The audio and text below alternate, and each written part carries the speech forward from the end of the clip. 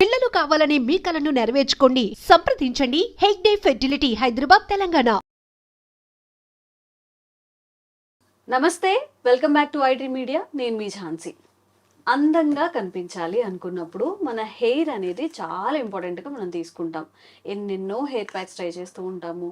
యూట్యూబ్లో ఏ కొత్త వీడియో వచ్చినా మనం ట్రై చేస్తూనే ఉంటాం. కానీ దానివల్ల ఎంత ప్రయోజనాలు ఉంటాయి మనకి? చాలామంది సప్లిమెంట్స్ యూస్ చేస్తూ ఉంటారు. లైక్ జుట్టు ఊడిపోకుండా ఉండడానికి, మరీ ముఖ్యంగా గ్రే హెయిర్, త్వరగా చిన్న వయసులోనే జుట్టు తెల్లగా అవ్వడము, లేకపోతే మనం ఆఫీస్కి వెళ్ళినప్పుడు సడన్గా ఎప్పుడైనా ఒక హెయిర్ తెల్లగా కనిపిస్తారే అప్పుడే నాకు వైట్ హెయిర్ వచ్చింది అని బాధపడుతూ ఉంటారు. మరి ఇలా సప్లిమెంట్స్ యూజ్ చేయకుండా మన ఆయుర్వేదంలో ఎలాంటి చిట్కాలు ఉన్నాయో ఈరోజు తెలుసుకుందాం. ప్రస్తుతం అంతా ఉన్నారు ఆయుర్వేద వైద్యులు ప్రొఫెసర్ ఇంకా డాక్టర్ టి వేణుగోపాలరావు గారు. వారితో మాట్లాడి ఈరోజు ఒక మంచి చిట్కా అయితే తెలుసుకుందాం. నమస్తే సార్. నమస్తే మేడం.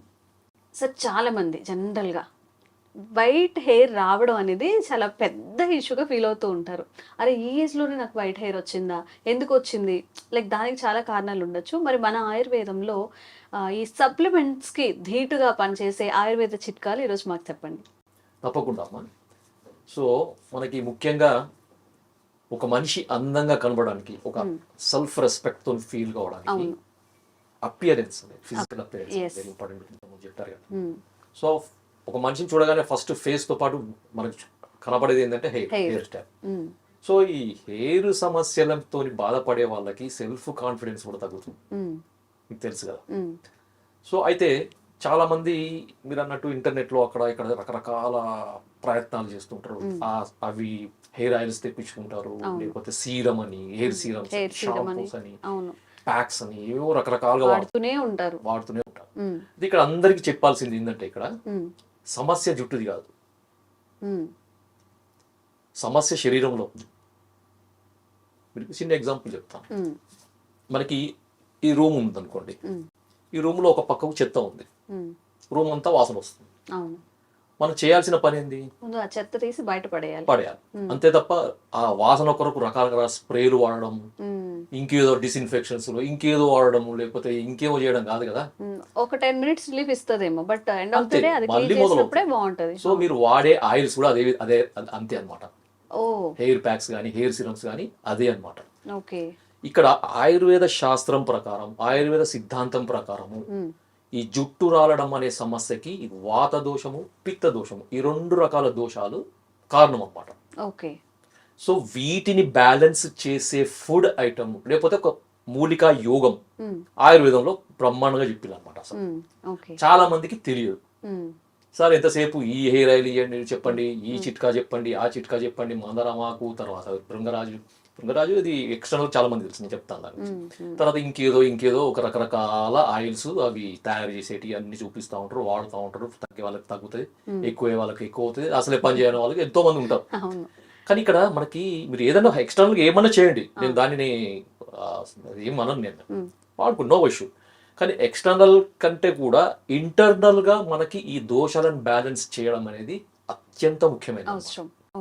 ఎందుకంటే ఆయుర్వేదంలో ఏమని చెప్పారంటే, క్రోధ శోక శమాకృత శరీర ఉష్మ ఊర్ధ్వగత అని చెప్పారనమాట. అంటే సో ఆ రెమెడీ అనేది దానికి ఎందుకు చెప్పారు, ఆ రెమెడీ వల్ల ఎటువంటి ఉపయోగాలు తర్వాత చెప్తాను. ముందు చాలా మంది ఈగర్ గా వెయిట్ చేసేది ఏంటంటే రెమెడీ ఏం చెప్తారు. దీనికి ఏం చేయాలంటే, దీనికి 3 మూలికలు అవసరం అమ్మా.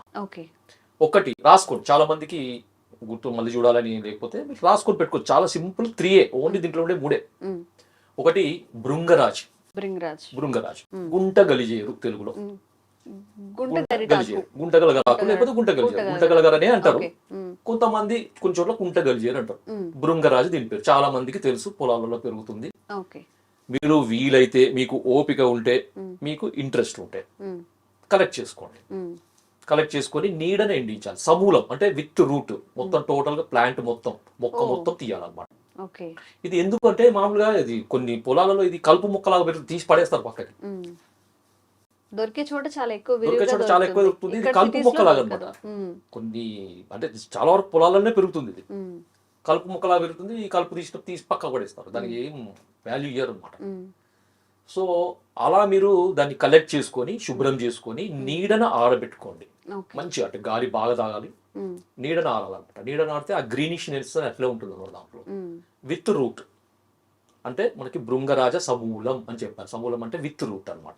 ఓకే. బాగా డ్రై అయిన తర్వాత పౌడర్ చేసి పెట్టుకోండి. ఓకే, ఇది ఒక ఇంగ్రీడియంట్.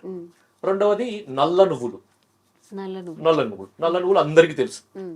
కాకపోతే ఇక్కడ ఏంటంటే ఈ మధ్య మనకి నల్ల నువ్వులు అంటే జెట్ బ్లాక్ ఉండవు అమ్మా ఇప్పుడు. కానీ చాలా మంది అనుకుంటూ జెట్ బ్లాక్ ఉండేటి నల్ల నువ్వులు అంటారు. అవి కలర్ వేసినాయి, అట్లనే దొరుకుతున్నాయి కదా సార్. ఆ దొరికేటి అన్ని రంగేసినాయి. అయ్యో, ఓకే. అవి తెచ్చుకొని మన ఆరోగ్యం పాడు చేసుకుంటామంటారా? నల్ల నువ్వులు అంటే నిజానికి కొంచెం రాగి రంగులో ఉంటాయి అన్నమాట. ఓకే. తెల్లవి కాకుండా కొంచెం రాగి రంగులో ఉండేటి నల్ల నువ్వులు. మీకు దాదాపుగా ఇప్పుడు ఈ పూజా స్టోర్స్ లో అక్కడ ఇక్కడ దొరికేటి అన్ని కూడా నల్ల నువ్వులు, రంగేసిన నల్ల నువ్వులు. ఎంత నల్ల ఉంటే అంత మంచి అనేది మనం మైండ్ లో ఫిక్స్ చేసింది అనమాట. అది తప్పదు. నల్ల నువ్వులు అంటే మామూలుగా రాగి కలర్ లో ఉంటాయి. అవి మీరు తెచ్చుకొని పొడి చేసుకోండి. ఓకే. భృంగరాజు కూడా మీరు పొడి చేసి పెట్టుకోండి. ఎండిన తర్వాత మిక్సీలో పొడి చేసుకోవచ్చు. మంచిగా జల్లడ పట్టేసి మెత్తడి పొడి చేసుకోండి. అదే విధంగా నల్ల నువ్వులను కూడా మెత్తగా దంచండి. అది పొడి కాదు, పక్కకు పెట్టేసుకోండి. బాగా దంచేసి పెట్టుకోండి. తర్వాత ఉసిరికాయ, ఎండించిన ఉసిరికాయ. మామూలు ఉసిరికాయ పొడి దొరుకుతుంది, లేకపోతే ఉసిరికాయ ముక్కలు దొరుకుతాయి డ్రై. మీకు ఓపిక ఉంటే అది తెచ్చుకొని పొడి చేసుకొని, లేకపోతే డైరెక్ట్ మీరు ఉసిరికాయ పొడి తెచ్చుకోవచ్చు. No issue. మీకు ఇక్కడ ఆయుర్వేదిక్ షాప్ లో ఉసిరికాయ దొరకని తెలియని వాళ్ళు ఉండరు, దొరకని అదే ఉండదు, తెలియదు. చాలా ఈజీగా దొరుకుతుంది. అయితే దీని రేషియో ఎట్లా? ఫస్ట్ మీరు రాసుకోండి. భృంగరాజు సమూలం పొడి ఇంతకుముందు మనం చెప్పుకున్నాం కదా, సో అది ఒక భాగం. ఓకే. రెండవది ఉసిరికాయ, ఇది అర్ధ భాగం. తర్వాత మూడవది నల్ల నువ్వులు, ఇవి అర్ధ భాగం. ఓకే. ఫర్ ఎగ్జాంపుల్ తో నేను చెప్తాను మీకు. ఉదాహరణకి 200 గ్రాముల భృంగరాజు పొడి, దానికి 100 గ్రాముల నువ్వుల పొడి, 100 గ్రాముల ఉసిరి పొడి, ఇవన్నీ ఎంత అయినాయి? 400 గ్రామ్స్ అయినాయి. ఈ 400 గ్రామ్స్ కి సమానంగా బెల్ల పొడి కలపండి. బెల్లం. ఓకే. సో బెల్లం ఇష్టం లేని వాళ్ళు షుగర్ పొడి కలపండి. అంటే మిశ్రి పొడి, కలకండ అంటారు కదా, ఆ పొడి కలిపేసుకొని మంచిగా దాన్ని మిక్స్ చేసేయండి. ఎందుకంటే నువ్వులు కొద్దిగా మెత్తగా ఉంటాయి కదా, దాంట్లో ఆయిల్ కంటెంట్ ఉంటుంది కాబట్టి అది పొడి కాదు. ఇవన్నీ కలిపినప్పుడు పొడి అవుతుంది అనమాట. ముందు భృంగరాజు పొడికి నువ్వుల పొడి కలిపి బాగా నూరండి. సో ఆ మనకి ఆ నువ్వులలో ఉండే ఈ ఆయిల్ కంటెంట్ అంతా భృంగరాజుకి అంటుకుంటుంది. తర్వాత ఉసిరి పొడి కలపండి. సో ఇంకా అది డ్రై అవుతుంది అనమాట, మీకు ఓవరాల్ గా పొడి అవుతుంది. ఇదంతా అయిన తర్వాతనే మీరు బెల్ల పొడి కలపండి. బాగా కలిసిన తర్వాత మీకు వీలైతే ఉండలు చేయగలిగితే ఉండల్లాగా చేయండి. ఎంత సైజు అంటే మామూలుగా ఒక 1/2 గ్రామ్. అంటే మనకి ఉదాహరణ చెప్పాలంటే రేగుకాయ ఉంటుంది కదా, చిన్న రేగి పండంత చేసుకోండి. అలా చేసుకోండి. లేదు అంటే దీని మోతాదు ఎట్లా అంటే 1/2 టీ స్పూన్ నుంచి 1/2 టీ స్పూన్. ఉదయం పూట పరగడుపున బ్రష్ చేసుకున్న తర్వాత ఏమి తినక ముందు ఒక ఉండ వేసుకోండి, లేకపోతే 1/2 టీ స్పూన్ నుంచి 1/2 టీ స్పూన్ నోట్లో వేసుకొని కొంచెం గోరువెచ్చని నీళ్ళు తాగండి. ఎందుకంటే దీంట్లో నువ్వులు ఉంటాయి కాబట్టి కొంచెం డైజెషన్ కావడానికి ఇబ్బంది. సో కొంచెం గోరువెచ్చని నీళ్ళు తాగేసేయండి. తాగిన తర్వాత 1 గంట వరకు ఏం తీసుకోకండి. ఇది ఒక మెడిసిన్ లా తీసుకుంటున్నాం సార్. మెడిసిన్ లా సప్లిమెంట్ కదా ఇది. Medicinal supplement. ఎందుకు? మనం వాత దోషము పిత్త దోషాన్ని రెండింటిని తగ్గించే మెడిసిన్.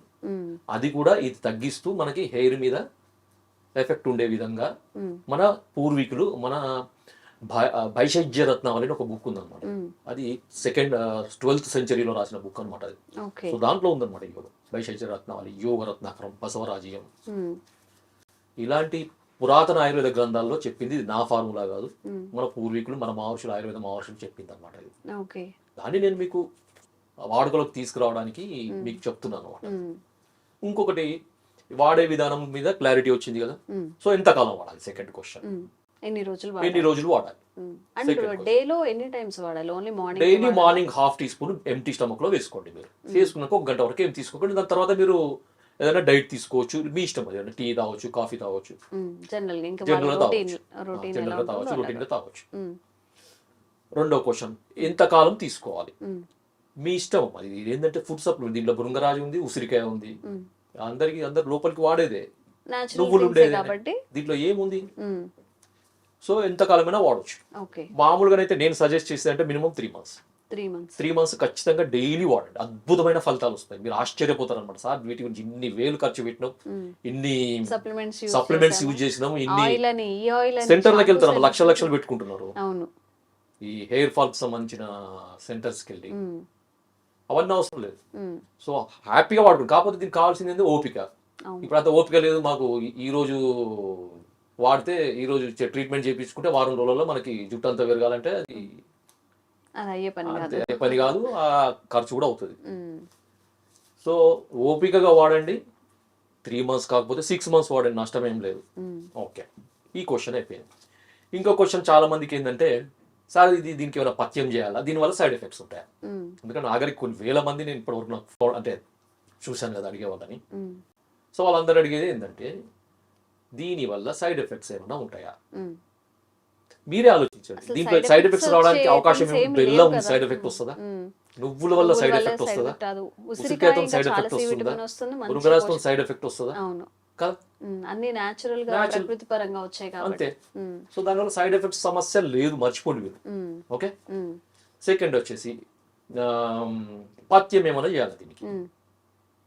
అంటే ఇవి తీసుకున్నప్పుడు వేరే ఏమైనా పథ్యం స్పెషల్ గా ఏమైనా ఫుడ్ అవాయిడ్ చేయాలా? సో ఒక్కటం ఇక అందరూ మీరు గమనించాల్సింది ఏంటంటే, పథ్యం అనేది సమస్యకు ఉంటుంది, మందుకు ఉండదు. ఇది ఒకటి.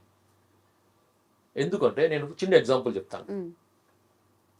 ఫర్ ఎగ్జాంపుల్, ఎవరికైనా రోజు ఒక 4-5 మిరపకాయ బజ్జీలు తినే అలవాటు, ఓ నెల రోజుల తర్వాత కడుపులో మంట మొదలైంది, దానికి పథ్యం ఏముంటుంది? అవి తినడం మానేయాలి కదా. నేను అవి తింటాను, నాకు మందు వేసుకుంటాను అంటే కుదరదు కదా. సో ఇక్కడ ఏంటంటే, నేను ముందు చెప్పాను కదా, ఆయుర్వేద సిద్ధాంతం ప్రకారం వాత పిత్త దోషాలను ప్రకోపింపచేసే ఫుడ్ ఐటమ్స్ ని అవాయిడ్ చేయడం అనేది దీంట్లో సగం ట్రీట్మెంట్. ఓకే, ఏముంటాయి సార్ ఆ ఐటమ్స్ వాత పిత్త దోషాలకు? ఇప్పుడు మసాలా ఫుడ్ ఎక్కువ తింటున్నారు, అంటే ఎక్కువ ఈ స్పైసీ ఫుడ్, బిర్యానీలు అవి ఇవి అన్ని. ఒకటి డీప్ ఫ్రై చేసినాయి, తర్వాత పికిల్స్ కూడా తినకూడదు. పికిల్స్ అంటే కొంతమందికి, అంటే ముఖ్యంగా వాత శరీరము పిత్త శరీరం, అంటే హీట్ బాడీ ఉంటుంది కదండి, కొంతమందికి హీట్ కాన్స్టిట్యూషన్ అంటారు. ఓకే, సో వాళ్ళు పూర్తిగా అవాయిడ్ చేయాలి. ఎందుకంటే దీంట్లో ఇప్పుడు నేను ఇంతకుముందు చెప్పిన ఈ ఫుడ్స్ దీంట్లో కూడా వాత పిత్తాలను తగ్గించే మూలికలే అవి. ఓ దిక్కు వాత పిత్తాలను తగ్గించే మందు వాడుకుంటూ వాటిని పెంచే ఫుడ్ తింటే ఉపయోగం ఏముంటుంది కదా. సో అందుకని వాటిని తగ్గించే ఫుడ్ ఐటమ్స్ తినాలి. అంటే లైఫ్ స్టైల్లో కూడా ఏంటంటే లేట్గా పడుకోకూడదు. ఎందుకంటే మనకి లేట్గా పడుకోవడం వల్ల వాత దోషం పెరుగుతుందని చెప్తారు అన్నమాట ఆయుర్వేదంలో. సో మనకి వాత దోషం కూడా ఒకటి కారణం అని చెప్పాం కదా హెయిర్ ఫాల్కి. సో కాబట్టి అలాంటి ఫుడ్ అవాయిడ్ చేయాలి. తర్వాత అజీర్ణ భోజనము అంటారు, ముఖ్యంగా చాలా మంది తెలియదు అజీర్ణ భోజనం అంటే ఏంటి, అసలు దాని ఇంపార్టెన్స్ ఏంటి అనేది. అంటే మనం మార్నింగ్ బ్రేక్ఫాస్ట్ చేస్తాం, లంచ్ చేస్తాం, డిన్నర్ చేస్తాం. ఇది కొంతమందికి ఒక అలవాటు అనమాట. 8 గంటల లోపు బ్రేక్ఫాస్ట్ చేయాలి, 1:30 లోపు లంచ్ చేయాలి, 8:30 లోపు డిన్నర్ చేయాలి. టైమింగ్ను పెట్టుకొని తింటారు. ఓకే, వాళ్ళకి డైజెషన్కి ఇబ్బంది లేకపోతే ఏం ప్రాబ్లం లేదు. కొంతమందికి ఏమవుతుందంటే ఆకలి ఉండదు, కానీ 8 అయిందని తింటారు. చాలా మంది ఉంటారు అలాంటి వాళ్ళు, 80% అట్లే ఉంటారు. కొంతమంది పొద్దున చేసిన బ్రేక్ఫాస్టే జీర్ణం కాదు, ఆకలి కాదు, హెవీగా తినేస్తారు, కానీ 1:30 అయింది, తినాలి. తినకపోతే గ్యాస్ ఫామ్ అవుతుంది, తింటారు. తర్వాత 7:30 అయింది, 8 అయింది, ఏమీ ఆకలి లేదు అసలు, ఇంత కూడా తినాలనిపించదు, కానీ 7:30 అయింది, తినాలి. సో దీన్ని అజీర్ణ భోజనం అంటారు అనమాట. అంటే ముందు తిన్న ఆహారము పూర్తిగా డైజెషన్ కాకముందు తినే భోజనాన్ని అజీర్ణ భోజనం అంటారు. ఇది చాలా రకాల సమస్యలకి మూల కారణంగా ఉంటుంది. ముఖ్యంగా ఆమోదోషం అంటే టాక్సిన్స్ అనమాట, బాడీలో ఒక రకమైన విషాలు మొదలవుతాయి. అవి రక్తంలోకి చేరి అవి రకరకాల స్కిన్ సమస్య, హెయిర్ సమస్యకు మూల కారణంగా ఉంటాయి. కాబట్టి అజీర్ణ భోజనం అనేది పూర్తిగా మంచి ఆకలి ఉన్నప్పుడు మంచి ఫుడ్ తినండి. ఇంకొకటి నిద్ర, సరైన నిద్ర కూడా చాలా ఇంపార్టెంట్ అమ్మా. Okay, in time food, in time sleep. ఎందుకంటే ఆయుర్వేదం చెప్తారు ఆహారం, నిద్ర, బ్రహ్మచర్యం, ఇవి త్రయోప స్తంభాలు అంటారు. ఒక 3 స్తంభాలు అనమాట. ఒక ట్రైపాడ్కి 3 పాదాలు ఎట్లయితే దాన్ని బ్యాలెన్స్ చేయడానికి ఉంటుందో, సో ఈ 3 కూడా ఒక మనిషి యొక్క ఆరోగ్యాన్ని బ్యాలెన్స్ చేయడానికి అవసరమయ్యే ఉపస్తంభాలు, అంటే 3 pillars ఆఫ్ హెల్త్ అంటారు అన్నమాట. సో నిద్ర చాలా ఇంపార్టెంట్. సో మంచి టైంకి ఫుడ్ తినండి, టైంకి పడుకోండి. ఓకే, ఇప్పుడు నేను చెప్పిన ఈ సప్లిమెంట్ వాడండి. వాత పిత్త దోషాలను మీరు ఇంక్రీజ్ చేసే ఫుడ్ ఐటమ్స్ మానేయండి. అంటే మీకు అర్థమయ్యేది చెప్తాను, inflammatory food, pro inflammatory food అంటారు అనమాట. ఇప్పుడు ఇంటర్నెట్లో దొరుకుతాయి ప్రో ఇన్ఫ్లమేటరీ ఫుడ్ ఏంది అని. సో అది మీరు చూసుకోండి. సో అవి మానేస్తే. అయితే సార్ మరి చాలా మందికి మీరు ఈ యోగం ఎందుకు సెలెక్ట్ చేసి చెప్పారు సార్ మరి అని ఒక డౌట్. నేను మధ్యలో ఆపాను నేను, ఎందుకంటే డైరెక్ట్ నేను ప్రిపరేషన్కి వెళ్ళిపోయాను దాంట్లో ఇంగ్రీడియంట్స్ ప్రిపరేషన్కి. తర్వాత ఇంకొకటి అమ్మా చాలా ఇంపార్టెంట్, చాలా మంది అడుగుతుంటారు, నేను చెప్పడం మర్చిపోయాను. అదేంటంటే సార్ మరి దీన్ని తయారు చేసుకున్న తర్వాత దేంట్లో స్టోర్ చేయాలి ఇది అడుగుతారమ్మా. అడుగుతారు నన్ను, నేనేం చేయాలి, నన్ను అడిగే వాళ్ళు ఉన్నారు. స్టీల్ దాంట్లో చేసుకోవాలా, లేకపోతే ప్లాస్టిక్ దాంట్లో చేసుకోవాలా, ప్లాస్టిక్ అయితే మూత ఉన్న దాంట్లో చేసుకోవాలా, మూత లేని దాంట్లో నిజంగా కావాలని అడుగుతారా, లేకపోతే ఫోన్ నెంబర్ ఇస్తాం కదా, ఇన్ఫర్మేషన్ ఇచ్చా కూడా సార్ నాకు చుట్టూ తెల్లగా ఉంది దీనికి ఏం చేయాలని చెప్పి మళ్ళీ కామెంట్స్ పెడుతుంటారు. అసలు వీడియో మొత్తం దాని గురించి అయినప్పుడు మళ్ళీ డౌట్స్. అయితే ఇంకొకటి ఏంటంటే దీంట్లో ఇంకొక బెనిఫిట్ అమ్మా. సరే ఇది ఓన్లీ హెయిర్ ఫాల్ కేనా? ఇంకొకటి అద్భుతమైన ఒక దీనికి ఉపయోగం ఏంటిదంటే సి విటమిన్. సి విటమిన్ కాదు, ఇది grey hair, premature grey hair ని ప్రివెంట్ చేస్తుంది, అంటే రాకుండా నిరోధిస్తుంది అన్నమాట. ఇప్పుడు మళ్ళీ ఇంకో క్వశ్చన్ వేస్తారు, మరి నాకు ఆల్రెడీ గ్రే హెయిర్ ఉంది, ఆల్రెడీ గ్రే ఉంటే దానికి ఏం చేయాలి, మీరు ఇంకా మళ్ళీ అది ఇంకా ఇంక్రూజ్ కాకుండా ఉండడానికి వాడచ్చు, అక్కడతో స్టాప్ చేయొచ్చు. మందు వాడుతుండండి, లైఫ్ స్టైల్లో చేంజ్ చేసుకోండి, డైట్ స్టైల్లో చేంజ్ చేసుకోండి, మందు వాడండి. ఇప్పుడు రూపాయిలో ఒక 30% medicine, 30% life style, 30% diet style, ఈ మూడు ఒక సింక్రోనైజ్డ్ ఒక కరెక్ట్ పద్ధతిలో ఉంటేనే ఏదైనా సమస్య పోతుంది. అంతే తప్ప నేను మంది తీసుకుంటా, నా ఇష్టం వచ్చింది తింటా, ఇష్టం వచ్చినట్టు చేసుకుంటా అంటే కుదరదు కదమ్మా. సో అందుకని ఏంటంటే మూడు కూడా ఉపయోగం. ఇంకొకటి ఏంటంటే మధ్యలో మనం టాపిక్లో ఏంటంటే ఆగినాం కదా, సో దీనికి ఆయుర్వేద పరంగా దీన్ని ఎట్లా వివరిస్తారు సార్ ఏంటి అని, లేకపోతే సో చూడండి దీంట్లో మనకి 3 ఇంగ్రీడియంట్స్. ఒకటి భృంగరాజ్, ఇది మనకి ఒక ది బెస్ట్ లివర్ ఏమంటారంటే tonic, the best liver tonic అది. సో దాంట్లో ఐరన్ రిచ్ హర్బ్ అనమాట. దీంట్లో ఐరన్ పుష్కలంగా ఉంటుంది. సో ఐరన్ కూడా మనకి కరెక్ట్ గా ఉన్నప్పుడు అనిమిక్ కండిషన్ రెక్టిఫై అవుతుంది, దానివల్ల హెయిర్ ఫాల్ కి అది ఉపయోగపడుతుంది ఒకటి. తర్వాత మనకి ఈ లివర్ ఫంక్షన్ అనేది కరెక్ట్ గా ఉన్నప్పుడు మనకి మిగతా బాడీలో ఉండే మెటబాలిజం కూడా కరెక్ట్ గా ఉంటుంది. ఎందుకంటే అబ్జార్ప్షన్ మనం తీసుకునే ఫుడ్ నుంచి సప్లిమెంట్ మనకి న్యూట్రిషనల్ వాల్యూస్ న్యూట్రిషన్స్ మనకి శరీరానికి అందాలంటే లివర్ ఫంక్షన్ బాగుండాలి. Liver is the liver of life అంటారు. ఓకే, కాబట్టి లివర్ కూడా సరిగా ఉండాలి. తర్వాత రెండవది నువ్వులు చాలా మందికి తెలుసు. దీంట్లో అసలు మనకి ఒక మనిషికి కావాల్సిన అన్ని రకాల పోషక విలువలు ఉన్నది అనమాట. సో మీకు ఒకటి చెప్తే ఆశ్చర్యపోతారు, ఎందుకంటే మనకి ఒక 26 రకాల అమైనో యాసిడ్స్ అంటే ప్రోటీన్ సంబంధించినవి అనమాట. అమైనో యాసిడ్స్ అంటే మనకి మసిల్ బిల్డింగ్ కానీ, లేకపోతే హార్మోన్స్ తయారు కావడానికి కానీ, ఇంకా రకరకాల ఉపయోగాలు ఉంటాయి. అమైనో యాసిడ్స్ అంటారు. సో మనిషికి ఒక 26 రకాల అమైనో యాసిడ్స్ అవసరం ఉంటుంది. దాంట్లో 18 నుంచి 20 రకాల అమైనో యాసిడ్స్ మన నువ్వులలో ఉంటాయి. అంటే ఆలోచించండి, నువ్వులు ఎంత విలువగలేదు.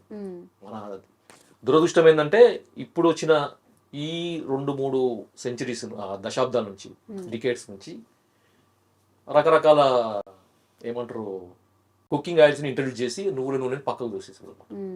అప్పుడు నువ్వుల నూనెనే మనకి బేసిక్ అనమాట. తైలం అంటే తిల నుంచి వచ్చిందంటే తైలం అంటారు అనమాట కదా. సో ఇది మనకి నువ్వుల నుంచి వచ్చే, తర్వాత ప్రోటీన్స్ ఉంటాయి, దాంట్లో ఐరన్ రిచ్ ఉంటాయి, తర్వాత విటమిన్స్ ఉంటాయి, తర్వాత సెలీనియం ఉంటుంది, తర్వాత B12 ఉంటుంది, తర్వాత కాల్షియం ఉంటుంది. కాల్షియం చాలా ఉంటుంది ఇట్లా. సో మనకి కాల్షియం రిచ్ ఫుడ్ అది. సో అదొకటి.